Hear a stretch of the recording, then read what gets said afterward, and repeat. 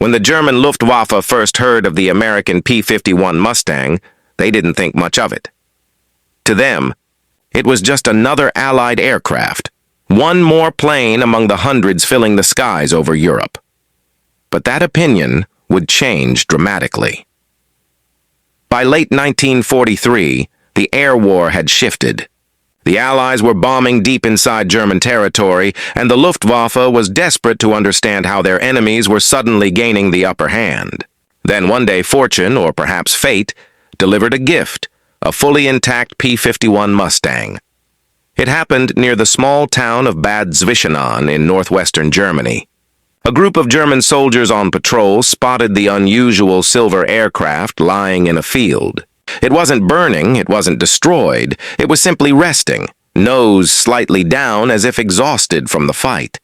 The pilot had been captured after bailing out, and to everyone's surprise, the plane was almost completely intact. When German engineers and Luftwaffe officers arrived to inspect it, they were stunned by what they saw. The aircraft's elegant lines, its sleek fuselage, and especially the large air scoop under its belly were unlike anything they had seen before. It didn't look like the heavy, rugged machines they were used to building. It looked modern, almost futuristic. The plane was carefully transported to Rechlin, the Luftwaffe's main test center. There, engineers began dismantling and studying every inch of it. On the engine cowling, they found something that made their hearts sink. Packard Rolls-Royce Merlin. That name meant trouble.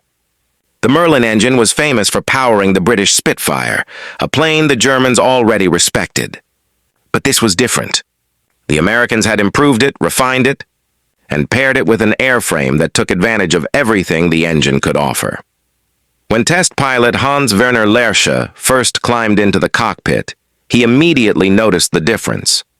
The visibility was incredible. The controls were balanced. The engine purred like a machine built with precision. As he pushed the throttle forward, the Mustang leapt ahead with energy that shocked even a veteran flyer like him. At 20,000 feet, Lersche felt something he hadn't felt in years: admiration for the enemy. The plane was fast, smooth, and efficient. It didn't shake. It didn't complain. It simply obeyed. Over the radio, he couldn't hide his amazement. "This aircraft," he said, "feels as if it wants to fly itself." The test continued. He performed sharp turns, high-speed dives, and long climbs. Each time, the P-51 outperformed the Luftwaffe's best machines. Compared to the Messerschmitt Bf 109 or even the Focke-Wulf 190, the Mustang felt effortless. Its range was staggering. It could fly deep into enemy territory, escort bombers to Berlin, and return without refueling. For German engineers, that was the most terrifying discovery. Until now, they had relied on the belief that Allied fighters couldn't reach far into Germany. Bombers might come, but fighters had to turn back. The Mustang changed all of that. Suddenly, every German city, every industrial plant, and every airfield was vulnerable, not just to bombers, but to fast, agile escorts that could protect them the entire way. The Luftwaffe's confidence began to crack. In Rechlin's hangars, engineers took notes feverishly. They analyzed the laminar flow wing design, an advanced aerodynamic concept that reduced drag and increased speed. They examined the cooling system, the cockpit ergonomics, even the shape of the propeller blades. They realized something uncomfortable. This wasn't just a good plane. It was a masterpiece of engineering cooperation. British engine, American airframe, and advanced aerodynamics that Germany had underestimated. When the test pilots returned from their flights, they often spoke in half-whispers, as if ashamed to praise an enemy machine. But admiration slowly turned into respect, and respect into quiet fear. The reports they wrote back to the high command were direct. The P-51 represents a new standard in fighter design. Its performance surpasses our current operational aircraft. We must respond immediately. But responding was easier said than done. German industry was stretched to its limits. Resources were vanishing, fuel supplies were dwindling, and Allied bombers were already devastating factories across the Reich. The captured Mustang was studied, documented, and flown many times, but it was also a painful reminder of what Germany could no longer achieve. Hans Werner Lerche later recalled that even as he landed the Mustang after another test flight, the ground crews would gather around silently. Some would run their hands across the smooth metal surface, shaking their heads. "If only we had built something like this," one mechanic muttered. For the Luftwaffe, the Mustang was both an enemy and a teacher, a glimpse of a future that was already beyond their reach. As Allied bombers continued to hammer German targets, squadrons of P-51s flew beside them, escorting them every step of the way, and in the skies over Europe, German pilots began to whisper among themselves, "Beware the Mustang. It's the one that never turns back." At the Rechlin Testing Center, the air hung heavy with a strange mix of awe and disbelief. Every time the American P-51 Mustang took off, German technicians watched in silence, notebooks ready, eyes fixed on the sky. The plane no longer belonged to the enemy. It had become an obsession, a mystery to be unraveled. Test pilot Hans Werner Lerche had already logged several flights, but the Luftwaffe wanted more data. They wanted to know why this plane could do what theirs could not. Why did it climb faster? Why could it escort bombers across half of Europe when their own fighters barely made it back to base? The answers lay not just in the engine, but in the very soul of the aircraft's design, the heart of the machine. When German engineers opened the cowling, they found the Packard-built Rolls-Royce Merlin engine, a name they knew all too well. The British had first created it for the Spitfire, but the Americans had taken it further.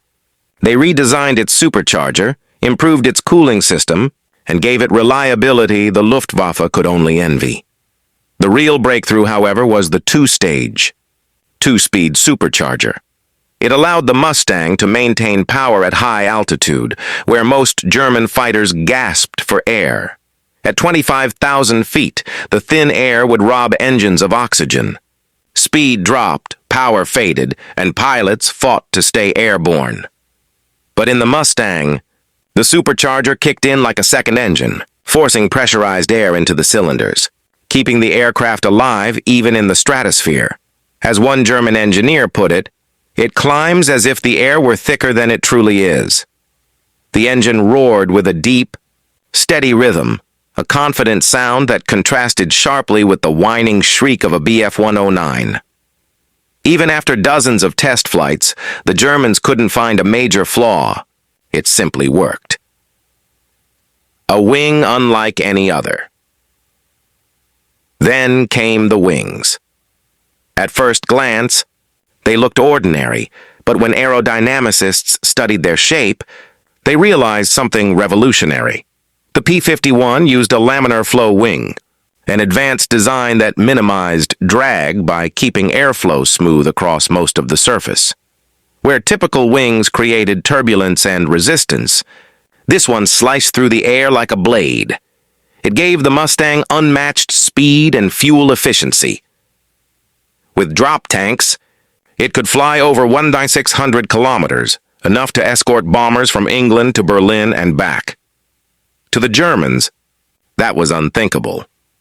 Their own FW-190s and Bf-109s had the speed, but not the range. They could attack incoming bombers, but they had to turn home long before the fight was over. The Mustang didn't. It stayed, circling patiently like a hawk waiting for prey. And that patience changed everything. Inside the cockpit. When German pilots climbed into the Mustang, the first thing they noticed was comfort. The cockpit was spacious, the visibility unmatched thanks to the bubble canopy, and the controls smooth and balanced. Unlike their cramped Messerschmitts, the P-51 felt civilized. Every lever, every gauge was positioned for ease, not struggle. Lerche noted in his report, "It is a pilot's aircraft, light, responsive, forgiving. It wants to fly." That comment struck a nerve in Berlin. While the Luftwaffe's own fighters demanded constant attention, the Mustang seemed to cooperate with its pilot. It turned hard without losing speed, dived fast without shaking, and recovered cleanly. The Germans tested its limits. They pulled it into tight spirals, violent dives and sharp rolls. Each time, the plane recovered gracefully, as if taunting its testers. Lerck, though proud of German engineering, couldn't hide his respect. In one report he wrote privately, "I fear that this aircraft, in the hands of skilled pilots, may soon dominate our skies." The realization. By mid-1944, reports from Rechlin were piling up on the desks of Luftwaffe command. Every one of them told the same story. The Mustang was superior. It could outlast them in the air, fight longer, and strike deeper. But there was more. It was being produced in massive numbers. While Germany struggled to build a few dozen aircraft each week, American factories were producing hundreds. Each Mustang came off the assembly line perfectly tuned, parts interchangeable, engines tested and standardized. Germany's once dominant engineering now looked like a relic of the past. Too handcrafted, too complex, too slow to adapt. When Adolf Galland, one of the Luftwaffe's top aces, reviewed the reports, he sighed and said to his aide, "If the Americans have this, the air war is lost." His words were not defeatist. They were realistic. The Luftwaffe had built remarkable planes like the Me-262 jet, but they came too late in too few numbers, and with endless technical problems. The Mustang, on the other hand, was already everywhere. Attempts to imitate. Desperation breeds creativity. After studying the Mustang, German engineers tried to adapt some of its concepts into their own designs. They experimented with laminar flow wings on the WWII and improved fuel tanks on the Bf-109K, but they couldn't replicate the Mustang's balance between power, range, and stability. Part of it was industrial. Germany simply lacked the resources. Part of it was philosophical. The Mustang wasn't designed to be the fastest or the heaviest. It was designed to be the smartest. That balance was something the Luftwaffe never quite achieved. The frontline reaction. News of the tests spread quietly among frontline pilots. Many didn't believe it at first. How could an American fighter outperform their beloved Focke-Wulf? But the truth soon became undeniable.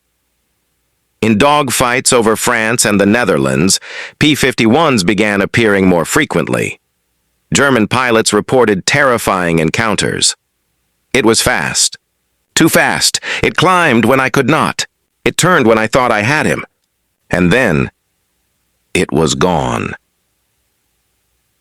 The once feared Luftwaffe aces now found themselves hunted by swarms of silver Mustangs that never seemed to tire. Even the best pilots, men like Hartmann, Barkhorn, and Roll, admitted the Mustang was a worthy foe. They respected it, even as it shot them down. A machine that spoke of the future. At Rechlin, the tests finally ended. The Mustang was logged, measured, and filed away in reports stamped Geheim, secret. But the aircraft itself remained a symbol, resting quietly in a hangar as war thundered on. Technicians would sometimes walk by and glance at it, not with hatred, but with admiration. They knew what it represented, a new kind of warfare, where technology, range, and efficiency mattered more than raw aggression. In their hearts, many knew Germany would never catch up. The Mustang was more than a plane, it was a warning, a sign that innovation had shifted westward, and that the skies belonged to whoever understood that balance of power and precision. As one Luftwaffe engineer reportedly whispered before leaving Rechlin for the last time, "We are witnessing the end of an era and the birth of another." By the summer of 1944, the rumble of the P-51 Mustang had become an all-too-familiar sound across occupied Europe. German civilians heard it first, a deep, confident growl high above the clouds. then the rising whine of hundreds of bombers following close behind. To the Luftwaffe, that sound meant one thing: the balance of the air war had tipped for good. A new kind of enemy, the Mustang, changed the rhythm of battle.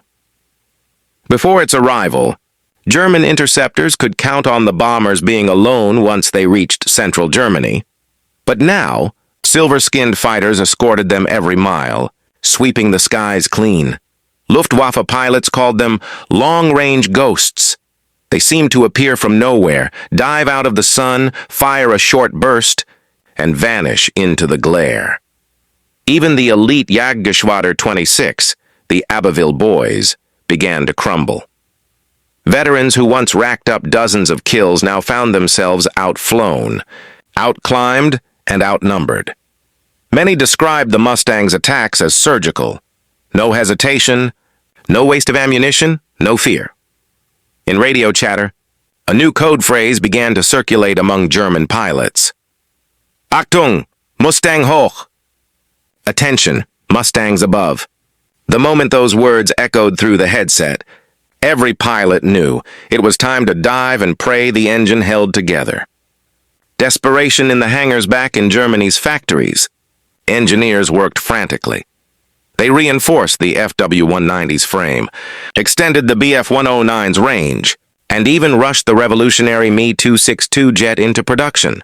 But fuel shortages, Allied bombing, and political chaos crippled every effort.